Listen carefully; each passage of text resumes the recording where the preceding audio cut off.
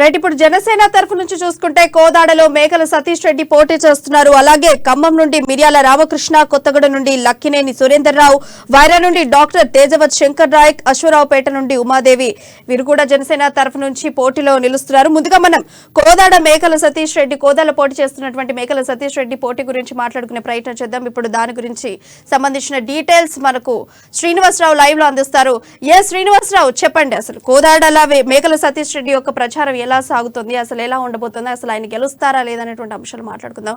శ్రీనివాసరావు, చెప్పండి.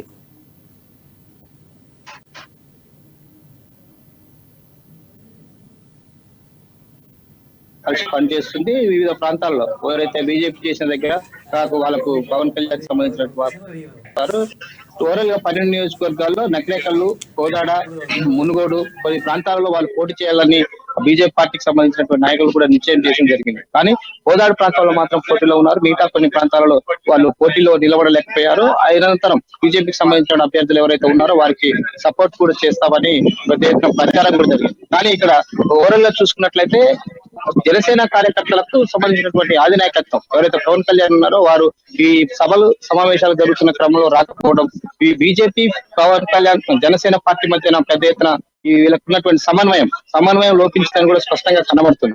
జనసేన కార్యకర్తలకు కానీ బీజేపీ కార్యకర్తలకు కానీ ఎక్కడ వీళ్ళ సమన్వయంతో ఒక నియోజకవర్గం మీద పట్టుండి పూర్తి స్థాయిలో ప్రచారానికి వెళ్ళినటువంటి పరిస్థితి కనబడటం లేదు. ఈ నియోజకవర్గాలే కాకుండా ఓవరాల్ గా ఉమ్మడి నల్గొండ జిల్లా చూసినట్లయితే ఈ బీజేపీతో కలవడానికి జనసేన సంబంధించినటువంటి యూత్ అయితేనేమి, జనసేన కార్యకర్తలు వాళ్ళ యొక్క అధినాయకుడు పవన్ కళ్యాణ్ ఉమ్మడి నల్గొండ జిల్లాలో జరిగినటువంటి సభలో ఎక్కడ పాల్గొనడం లేదు. వారితో పాటు ఇక్కడ సంబంధించిన టీఆర్ఎస్, కాంగ్రెస్, ఇప్పటికే జాతీయ నాయకులు అయితే బీజేపీ నాయకులు కూడా వివిధ స్థాయిలో కూడా పాల్గొనడం జరిగింది. కానీ బీజేపీకి సంబంధించినటువంటి నాయకులు పెద్ద ఎత్తున బహిరంగ సభలు కూడా పెడుతున్నారు. కానీ ఓవరాల్ గా చూసుకున్నట్లయితే కోదాడ నియోజకవర్గం అయితే మిగతా నల్గొండ, యాదాద్రి జిల్లాలో జరుగుతున్నటువంటి బీజేపీ సభలకు కూడా ఎవరు జనసేన కార్యకర్తలు వచ్చినట్లుగా కనబడతలేదు. వారిని సమన్వయం చేసుకుంటూ ముందుకెళ్లాలన్న బీజేపీ చేసినటువంటి ప్రతిపాదన కూడా అక్కడ ఎవరిని సమన్వయం చేసినట్టు కూడా కనబడతలేదు. ఇది ఇక్కడ ఉన్నటువంటి పరిస్థితి.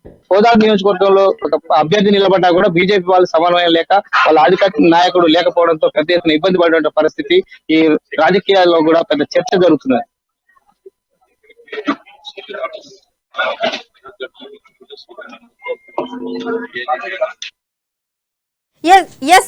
శ్రీనివాస్, ఇప్పుడు మనం ప్రధానంగా చూసుకుంటే ఇటు బీజేపీ తరఫున జనసేన అనేటువంటి పొత్తులో ఉండడం, అసలు ప్రజలు దీన్ని ఎలా తీసుకుంటున్నారు, ఎలా స్పందిస్తున్నారు దీని పట్ల? ఓవరాల్ గా చూసుకున్నట్లయితే ఇక్కడ బీఆర్ఎస్ పార్టీకి కొన్ని ప్రాంతాలలో, కాంగ్రెస్ పార్టీ, మరికొంత కమ్యూనిస్టులు, ఇది ఇలా రాజకీయ పొత్తుల్లో వివిధ పార్టీలు సమన్వయం చేస్తూ వస్తున్నారు. కాంగ్రెస్ పార్టీ, తెలుగుదేశం పార్టీ, ఇది ఓవరాల్ గా రాజకీయాలలో ఉన్నటువంటి నియోజకవర్గాల్లో పట్టున్నటువంటి ప్రాంతాల్లో వారి పార్టీలకు సమన్వయం చేస్తూ పోటీలో ఉన్నారు. కానీ జనసేన పార్టీ, బీజేపీ పార్టీ కలిసిందని ఒక ప్రకటనలకు మాత్రమే పరిమితం అయ్యారు. ప్రజలు కూడా కన్ఫ్యూజ్. బీజేపీ, జనసేన పార్టీ కలిసి ఉంటే ఈ సమన్వయంతో ఓట్ల ప్రచారానికి ఎవరు రావట్లేదు. ఈ బీజేపీకి జనసేన పార్టీ పొత్తు ఉన్నదా లేదా అనేది డైలమాలో ఉన్నటువంటి పరిస్థితి. ఓటరు కూడా, బీజేపీ కార్యకర్తలు కూడా, బీజేపీ నాయకులు కూడా సమన్వయం చేస్తూ ఒక ప్రజల్లోకి, ఓటర్ల దగ్గరికి పోయే పరిస్థితి కూడా ఇక్కడ కనబడట్లేదు. అందుకే బీజేపీ పార్టీ, జనసేన కలిసి పనిచేస్తుందనేది ఒక భావజాలాన్ని కూడా వాళ్ళకు ప్రజలకు తీసుకెళ్లలేకపోయారు. ఇక్కడ ఉన్నటువంటి జనసేనకు ప్రధానంగా చెప్పుకున్నట్లయితే ఉమ్మడి జిల్లాలో వ్యాప్తంగా జరిగినటువంటి బహిరంగ సభల్లో ఆది నాయకుడు ఎవరైతే పవన్ కళ్యాణ్ ఉన్నారో అతను పాల్గొనకపోవడం కూడా ఈ జనసేన కార్యకర్తలకు నిరుత్సాహపరిచిందని కూడా స్పష్టంగా ఓటర్స్ కూడా చెప్పుకున్నటువంటి పరిస్థితి. శ్రీనివాస్, ఇప్పుడు చూసుకుంటే జనసేన ఇంతవరకు కూడా తెలంగాణ రాష్ట్రంలో ఎప్పుడు పోటీ చేసిన దాఖలాలు కూడా లేవు. అయితే మరి ఈసారి వారు గెలిచే అవకాశం ఎంత మేరకు ఉందంటారు అసలు? ఓకే, ఇక్కడ అన్ని పార్టీలు పోటీ చేస్తున్నాయి, వీరు కూడా పోటీలో ఉన్నారు. కానీ పోటీకి సంబంధించినటువంటి ఎవరైతే క్యాడర్ ఉన్నదో వాళ్ళైతే బూత్ కమిటీలు అయిపోయింది, వాళ్ళకు నియోజకవర్గ కమిటీలు అయిపోయింది, వాళ్ళకి ఓవరాల్ గా చూసుకున్నట్లయితే ఈ నియోజకవర్గంలో పట్టున్నటువంటి కార్యకర్తలతో సమన్వయం చేసుకున్నటువంటి పరిస్థితి ఎక్కడ కనబడలేదు. గెలుపు ఓటమిలు తీసుకున్న తర్వాత కానీ ప్రస్తుతానికి సమన్వయంతో ఓటర్ దగ్గరికి పోయే పరిస్థితి ఇక్కడ కనబడట్లేదు అనేది కూడా స్పష్టంగా అర్థమవుతుంది. అయితే శ్రీనివాసరావు, ఇప్పుడు చూసుకుంటే జనసేన పార్టీ అయితే 8 నియోజకవర్గాల అభ్యర్థుల్ని ఉంచడం జరిగింది. అయితే అందులో ప్రధానంగా చూసుకుంటే కోదాడ నుండి మేకల సతీష్ రెడ్డి ఉన్నారు. అయితే వారు ప్రచారాన్ని ఎలా నిర్వహిస్తున్నారు?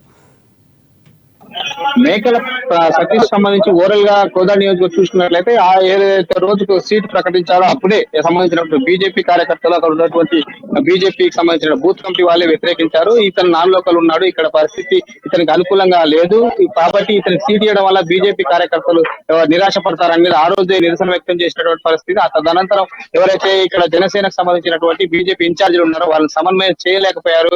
ఇక్కడ మాత్రం పరిస్థితి అనుకూలంగా లేదనేది కూడా స్పష్టంగా అర్థమైంది. ఈ నియోజకవర్గంలో ఉన్నటువంటి యూత్ ఏదైతే పవన్ కళ్యాణ్ సంబంధించినటువంటి యూత్ ఉన్నదో వారు అట్రాక్ట్ అయ్యి జనసేనకు సంబంధించినటువంటి పార్టీకి పెద్ద ఎత్తున ఓట్లు వస్తాయని ఆశాభంగా వ్యక్తం చేసినటువంటి అభ్యర్థులు ప్రకటించారు. కానీ ఇక్కడ ఎవరైతే గ్రౌండ్ లోకి పోయినట్లయితే ఇక్కడ జనసేనకు సంబంధించినటువంటి యూత్ ఉన్నటువంటి బీజేపీ సంబంధించిన యూత్ గాని వీరిద్దరు సమన్వయం లోపం వల్లనే ఇక్కడ నియోజకవర్గంలో పెద్ద ఎత్తున ప్రచారం లేదు, కొంత వెనుకబాటు స్థానం కనబడుతుంది అనేది కూడా ఈ నియోజకవర్గ ఓటర్స్ అయితే ప్రజలకు చెప్తున్నారు.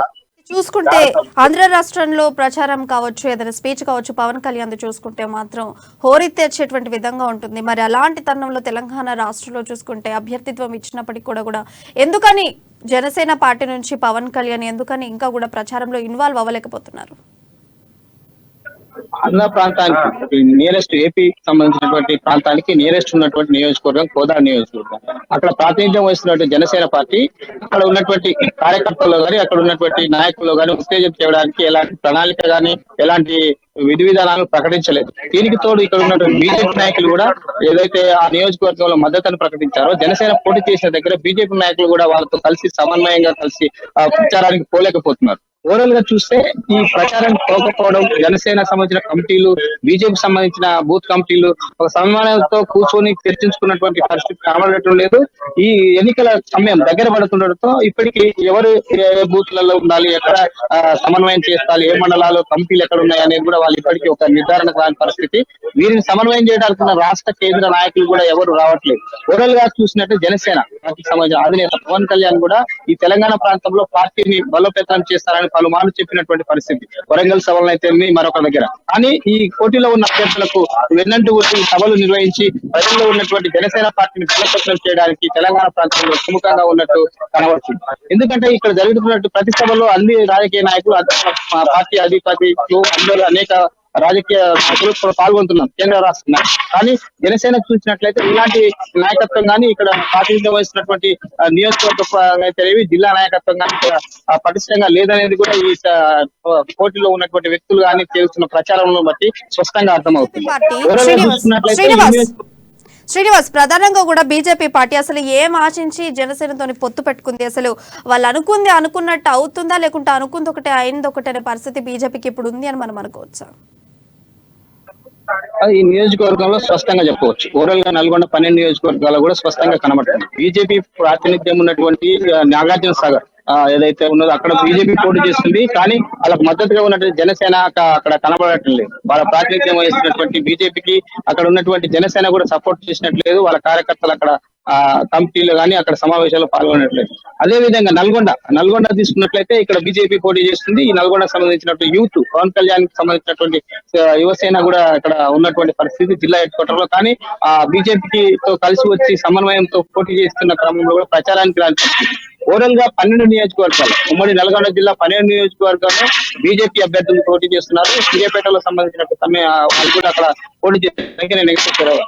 వారికి కూడా అక్కడ యూత్ ఏదైతే పవన్ కళ్యాణ్ జనసేన అదైతే ఉన్నదో వాళ్ళు వాళ్ళకు సపోర్ట్ చేసే పరిస్థితి. ఇక్కడ ఓవరాల్ గా ఈ పరిస్థితిని చూసినట్లయితే బీజేపీకి జనసేన కలిసి ఈ తెలంగాణలో పెద్ద ఎత్తున ఒక స్పందన వస్తుంది అనుకుని పెద్ద ఎత్తున యూత్ వస్తుంది అనుకున్నటువంటి బీజేపీ పార్టీకి ఇక్కడ నిరాశ నిస్పృహతో ఉందనేది కూడా స్పష్టమవుతుంది.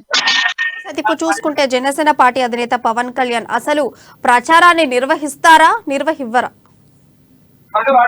జనసేన సంబంధించి తెలంగాణలో ఆయన మొదటి నుంచి చెప్పుకుంటూ వస్తుంది. వరంగల్ సంబంధించినటువంటి ఒక సభలో కానీ సంబంధించినటువంటి ఓవరాల్ గా తెలంగాణ మీద దృష్టి పెడుతున్నాము. తెలంగాణలోని ఒక ప్రతిష్టాత్మకంగా ఒక యుద్ధ ప్రాతిపదికన పార్టీని బలోపేతం చేస్తాము. ఇక్కడ ఉన్నటువంటి యూత్ ని పెద్ద ఎత్తున వాళ్ళ చైతన్యం పరిచి ఇక్కడ ఉన్నటువంటి ప్రభుత్వాలపై యుద్ధం చేస్తామని ప్రకటించిన పవన్ కళ్యాణ్ ఇప్పటి వరకు ఎన్నికలు ఆల్రెడీ నామినేషన్లు వేశారు. ఇప్పటికీ ఎన్నికల గుర్తులు ప్రకటించారు. అయినా కూడా ఇప్పటికీ ఎక్కడ సభలో పాల్గొనలేదు. ఆ సంబంధించిన యూత్ కూడా ఎలాంటి దిశ నిర్దేశించలేదు. ఇప్పటికీ ఎన్నికల సమయం దగ్గర పడుతున్నటువంటి పరిస్థితి అయినా కూడా ఇప్పటికీ యువతకు చెప్పలేదు. పార్టీ పరంగా ఒక దశ నిర్దేశించలేదు. ఇలాంటి విషయాలలో ఇక్కడ ఉన్న యువత, ఇక్కడ ఉన్న జనసేన పార్టీ కార్యకర్తలు నిరాశ గురయ్యారని చెప్పవచ్చు. తెలంగాణలో పార్టీ బలోపేతం కావాలంటే ఎన్నికల్లో, ప్రజాస్వామ్యం పోతున్న ఎన్నికల్లో జరుగుతున్న ప్రచారాల్లో భాగంగా అతను పాల్గొనాల్సి ఉండే అనేది కూడా ఇక్కడ ఉన్నటువంటి మేధావులు, ఇక్కడ ఉన్నటువంటి అనేక సామాజిక వర్గాలు కూడా చెప్తున్నాయి. కానీ ఇలాంటి విషయాలు పవన్ కళ్యాణ్ ఎప్పుడు పట్టించుకున్నట్టు దాఖలాలు లేవు. ఇక్కడ ఉన్న బీజేపీ తోటి కలిసి కూడా సమన్వయం కమిటీలు కూడా అయినటువంటి పరిస్థితి కనబడట్లేదు. Thank you for your live updates.